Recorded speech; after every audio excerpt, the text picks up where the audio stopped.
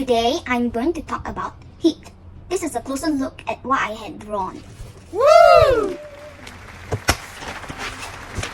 This page is very less contents.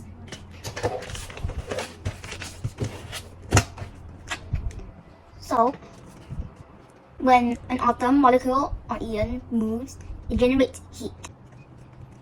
And all matter contains heat energy, or it can also be called thermal energy. Everything has heat, even ice cubes, and also a glass of lemonade, and also dry ice. But dry ice has very less heat. So anything that is made of matter contains heat. When you put an ice cube inside a glass of lemonade, some of the heat in the glass of lemonade will get transferred into the ice cube, and the ice cube will have more heat. This will keep on happening until the ice cube has the same amount of heat that the glass of lemonade has. When it becomes like this, it can also say that it reached a state of thermal equilibrium. Matter can be in 3 different states: solid, liquid, and gas. The atoms in the solid are very close together, so they can't move around, and they can only vibrate. When they vibrate, they also generate heat. In its liquid state, the particles are less all squished together, and so they can move around a bit and slide over each other and also vibrate.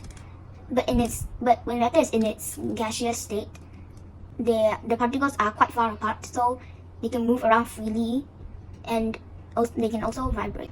And also when like a fast moving particle bumps into a slow moving particle, slow moving particle's speed will increase and the fast moving particle's speed will decrease. You can see this when you kick a football at another football.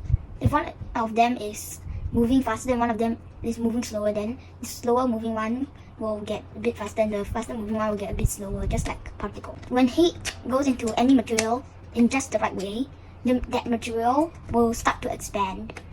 And when it loses heat in just the right way, it will contract or become smaller.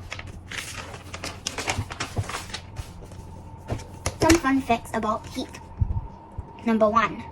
Heat happens when energy is burnt or used. Number 2. When an object that has a lot of heat touches and continues touching an object that has less heat, the object with more heat will continue transferring heat to the other object until both objects have the same amount of heat. Number 3. For some materials, when they touch a heat source, eventually it spread throughout the whole material. These kinds of materials are called conductors of heat. But some materials are the opposite of conductors of heat, which means they do not conduct heat.